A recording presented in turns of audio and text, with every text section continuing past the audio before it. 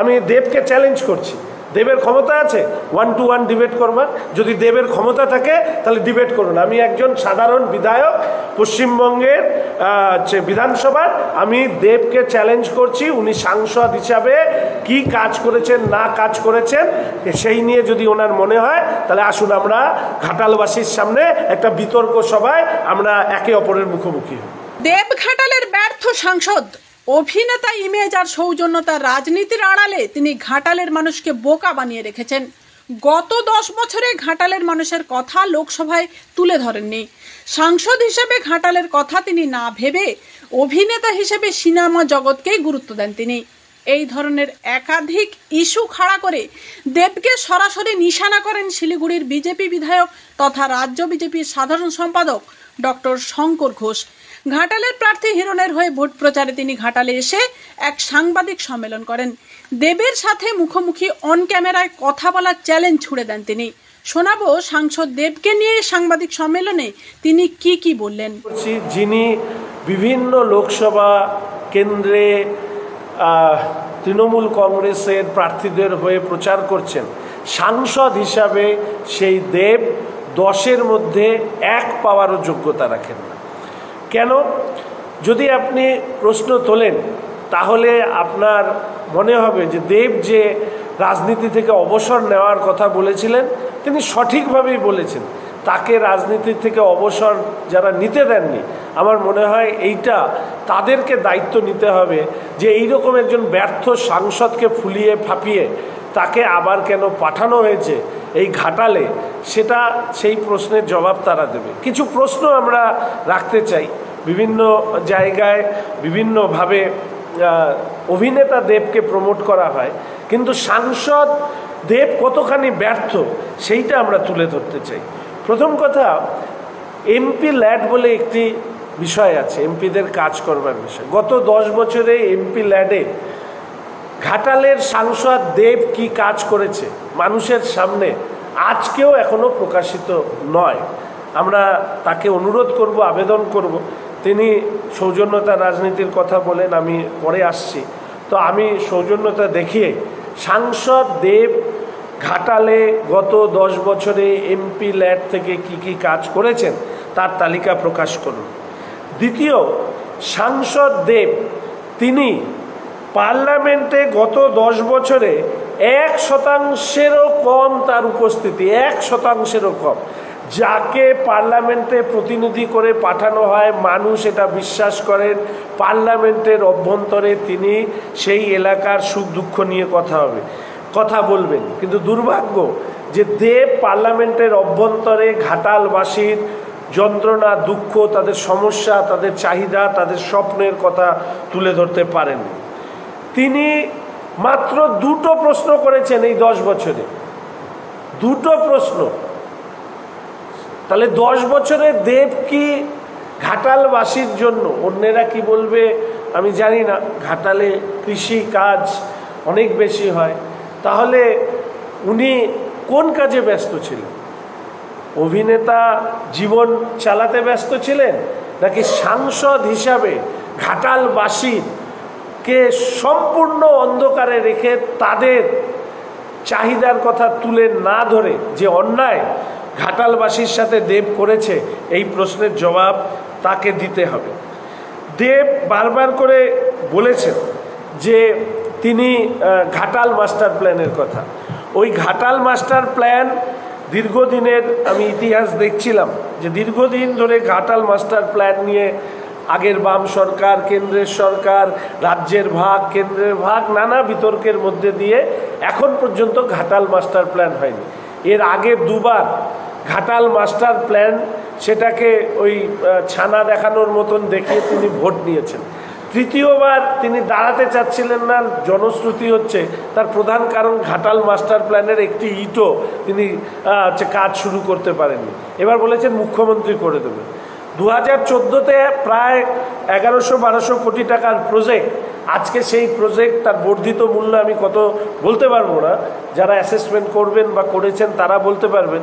যে রাজ্যের সরকারের টাকা নেই, নিজস্ব রাজ্যের সরকারের নিজস্ব আয় দিয়ে যারা সরকারি কর্মচারীদের মাইনে, পেনশন এবং ধার করা অর্থের সুদ দিতে পারে না, তারা কখনোই ঘাটাল মাস্টার প্ল্যান করবার মতন অর্থ বরাদ্দ করতে পারবে না। ফলে একদিকে দেবের উপকার হবে, সাংসদ হিসাবে তিনি নিশ্চিতভাবে জয়ী হতে পারবেন না, এবং মুখ্যমন্ত্রী হিসাবেও এই রাজ্যে তৃণমূল কংগ্রেসের নেত্রী মাননীয়া মমতা ব্যানার্জি, তার দিনও কিন্তু শেষ হয়ে আসছে। ফলে আগামী দিনে পশ্চিমবঙ্গে রাজ্যের নতুন সরকার এবং কেন্দ্রের সরকার সাংসদ হিসাবে হিরণ ঘাটাল মাস্টার প্ল্যান নিশ্চিতভাবে বাস্তবায়িত করবে। ঘাটালের মানুষের অনেক ধরনের চাহিদা রয়েছে, এখানে অনেক স্বর্ণ, কাঁসা ইত্যাদির ব্যবসা রয়েছে, তাই নিয়ে শিল্প গড়ে ওঠা, কর্মসংস্থানের বিষয়, রেলপথ নিয়ে এখানে জমি জটিলতার কারণে এমন একটা জায়গা যেখানে কোনো রেলের সংযোগ নেই, সুপার স্পেশালিটি হসপিটাল হলেও এখানে ডাক্তার ইত্যাদি অভাব রয়েছে। আজকে এখানে বাস স্ট্যান্ডে গিয়েছিলাম, আমি ভীষণ ভালো লাগলো যে দুটো জায়গায় আমি যখন প্রচারে গেলাম দেখলাম মহিলাদের একটা বড় উপস্থিতি। একটা জায়গায় দেখলাম প্রচুর মাছ ব্যবসায়ী মহিলা যারা মাছ কাটছে, আমি এটা আমার শহরে কখনো দেখিনি, এখানেও আমি তাই দেখলাম। তারা বলছিল নিজস্ব জমির কথা, বাজারের কথা, এই ধরনের বিষয়বস্তু আছে। বিদ্যালয় ইত্যাদি, বিশ্ববিদ্যালয়, কেন্দ্রীয় বিদ্যালয় ইত্যাদির বিষয় আছে। নিশ্চিতভাবে হিরণের হাত ধরে ঘাটালের উন্নতি সাধন হবে। এবার শেষ মাছ বাজারের উন্নয়ন ইত্যাদি। আর হ্যাঁ, 5 বছরের একটি বই প্রকাশ করবার কথা তিনি বলেছিলেন, উন্নয়নের ক্ষেত্রে কি করেছেন এখানকার সাংসদ, আজ পর্যন্ত সেই বই প্রকাশিত হয়নি। ফলে এই যে দেব সাহেবের ইমেজকে ফুলিয়ে ফাঁপিয়ে যারা বাইরের লোকসভাতে প্রচার করছেন, আমি ঘাটালে এসে আরেকবার বলছি যে 10-এ 1 নাম্বার পাওয়ারও যোগ্যতা বা অধিকার ঘাটালের সাংসদ দেবের বা দীপক অধিকারীর নেই। শেষ করব এই কথা বলে, অনেক সময় আমরা দেখি যে দেব সৌজন্যতার কথা বলে, সিলেক্টিভ এই ডিপ্লোমেসি, অর্থাৎ ব্যক্তি বুঝে বিশেষ রাজনৈতিক সৌজন্যতা। এটা কেন? এটার কারণ একটাই, সাংসদ হিসাবে একজন ব্যর্থ অভিনেতা তিনি নিজের ব্যর্থতাকে আড়াল করবার জন্য সৌজন্যতাকে ঢাল করেন। এবং তার পাশাপাশি এখানে এসে শুনলাম তার ব্যক্তিগত সচিব, তিনি নাকি বিভিন্ন অর্থ তোলবার ক্ষেত্রে, চাকরির ক্ষেত্রে, অর্থ তোলবার ক্ষেত্রে অভিযোগ রয়েছে, এবং সেই কথাগুলো বলছে তৃণমূল কংগ্রেসের লোকরা। এখানকার প্রাক্তন বিধায়ক তিনি অভিযোগ করছেন তিনি নাকি এই ঘাটালের সাংসদ এমপি ল্যাডের থেকে 30% কাটমানি খান। এর মধ্যে একটি বিভিন্ন মিডিয়াতে ভাইরাল হয়েছে একটি ভিডিও, সেখানে অভিযোগ করছে তৃণমূল কংগ্রেসের মনে হয় নগরের সভাপতি যে কোভিডের সময় তিনি অর্থ তছরূপের সঙ্গে যুক্ত। ফলে এই ধরনের ঘটনার সাথে যুক্ত দেব রাজনৈতিক সৌজন্যতার আড়ালে ব্যর্থ সাংসদ হিসাবে ঘাটালের মানুষ যখন তাকে প্রত্যাখ্যান করবার চেষ্টা করছে, তিনি বিভিন্ন রাজ্যে গিমিক তৈরি করবার মধ্যে দিয়ে তিনি নিজেকে বাঁচিয়ে রাখবার চেষ্টা করছেন। আমরা ভারতীয় জনতা পার্টি, আমি ব্যক্তিগতভাবে হিরণের সহকর্মী হিসাবে আমি এই অঞ্চলে গত 3 দিন ধরে প্রচার করছি, অন্যান্য বিধানসভাতেও আমি যাব, এবং আমি নিশ্চিত এইবার ঘাটালে দেবের পরাজয় এবং হিরণময় চট্টোপাধ্যায় হিরণের জয় নিশ্চিত। এবং আমি অগ্রিম হিরণকে অভিনন্দন জানাবো যে একজন ব্যর্থ সাংসদকে সরিয়ে হিরণ আগামী দিনে যাতে ঘাটালবাসীর যে স্বপ্ন এবং আকাঙ্ক্ষা সেটা পূর্ণ করবার যে উদ্যোগ আমি ওকে বিধায়ক হিসেবে দেখেছি, নিশ্চিতভাবে সেই সম উদ্যোগ নিয়ে কেন্দ্রে বিজেপির সরকার, নরেন্দ্র মোদীর প্রধানমন্ত্রী তৃতীয়বারের জন্য হওয়া এটা সময়ের অপেক্ষা, এবং তিনি অর্থাৎ হিরণ এই কাজগুলো ঘাটালের জন্য করবেন, এইটুকুই আমার মূল বক্তব্য। এরপরে যদি আপনাদের কোনো প্রশ্ন থাকে আপনারা করতে পারেন। গ্রামীণ এলাকার যে কাজ সেগুলো মুখ থুবড়ে পড়েছে।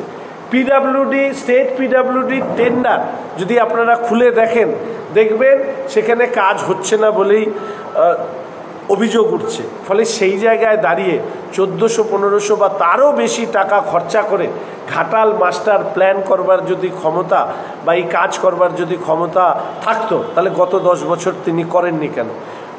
মুখ্যমন্ত্রী হিসাবে ইতিমধ্যেই তিনি 13 বছর অতিক্রান্ত হয়েছে, এবার তো তার যাওয়ার সময়। তাহলে যাওয়ার সময় মুখ্যমন্ত্রী হাত ধরে তিনি যে এই প্রতিশ্রুতি দিচ্ছেন, এটা আসলে ওই অন্ধের হাতি দর্শন করানোর মতন। এটা কোনো অবস্থাতেই বাস্তবায়িত হবে না। নতুন করে যাতে মানুষ ঘাটালবাসী প্রতারিত না হয়, সেটা দেখবার দায়িত্ব আমাদের সবার। দেবের একটা সিনেমা আছে, প্রধান সিনেমা, যেখানে একটা স্ক্রিপ্ট রীতিমতো ভাইরাল হয়েছে। সেখানে স্ক্রিপ্টে শোনা যাচ্ছে অভিনয় জগতে, সেখানে দেখা যাচ্ছে যে যারা চ্যানেল করে ঢুকেছে তাদের জন্য যদি প্যানেলটাই বাতিল হয়ে যায়, মানে তার কাকতালীয়ভাবে কোথাও যেন বাস্তবে সেই ধরনের একটা ঘটনা ছাড়া রাজ্য জুড়ে এখন বহুচর্চিত হয়ে পড়ছে। আপনারা কেমনভাবে দেখছেন এই বিষয়টা? দেখুন, একজন অত্যন্ত বড় সিনেমার নিয়ে আলোচক, ক্রিটিসাইজার যিনি করেন বা সমালোচনা করেন, তিনি একবার লিখেছিলেন যে বাস্তব জীবনের ঘটনার উপরে ভিত্তি করেই তো সিনেমা তৈরি হয়। তো দেব এর আগেই আপনারা শুনেছেন, কিছুদিন আগে, আমি ওনাকে অসম্মান করি না বলে অন্য শব্দ ব্যবহার করলাম না, কুণালবাবু একটি কথা বলেছিলেন। কি বলেছিলেন? যে 2021-এর আগের থেকেই মন্ত্রিসভা জানতো যে চাকরি চুরি করে বা চাকরি বিক্রির টাকা তৃণমূলের নেতা মন্ত্রীরা খেয়েছেন, এবং তিনি বলেছেন যে এমন মন্ত্রী রয়েছেন যিনি এখনও মন্ত্রিসভার মধ্যে আছেন। বলেছেন কিনা? অর্থাৎ কুণালবাবু যেরকম জানতেন, দেবও সেরকম জানতেন। এদের প্রত্যেকেই জানেন, বোঝেন, তারা যে সিনেমা করছেন, আবার বলছি, বাস্তবের ঘটে যাওয়া ঘটনাকেই কাহিনী হিসাবে তারা সিনেমায় নিয়ে আসছেন। এর থেকে এটাই প্রমাণিত হয় যে সত্যের মুখোমুখি হতে ভয় পান বলে তারা সিনেমায় হয়তো বাস্তবের ঘটনা তুলে ধরলেও মানুষের সামনে সেই ঘটনা তুলে ধরবার মতন বুকের পাটা বা মেরুদণ্ড তৃণমূল কংগ্রেসের নেতাদের নেই। ও নিজেরাই নিজেদের মাটি খুঁজছে, ওর নিচে চাপা পড়বে বলে, পরে জনগণ ওনাদেরকে মাটি দিয়ে চাপা দিয়ে দেবে। এই ধরনের অসভ্যতা একমাত্র তৃণমূল কংগ্রেসই করতে পারে। আমি শুধু এইটুকু বলবো, মাটি খুঁড়ুন, নদী খুঁড়ুন, এমনিতেই খোঁড়াখুড়ির অভ্যাস আপনাদের প্রচুর। ইললিগাল মাইনিং, কয়লা চুরি করেন, বালি চুরি করেন, গাছ চুরি করেন, নদীতে ক্রাশার বসান, এবার মাটিও এই সমস্ত চুরি করেন। হয়তো বিভিন্ন আমাদের এদিককার এই ধরনের সমস্যা আছে হয়তো।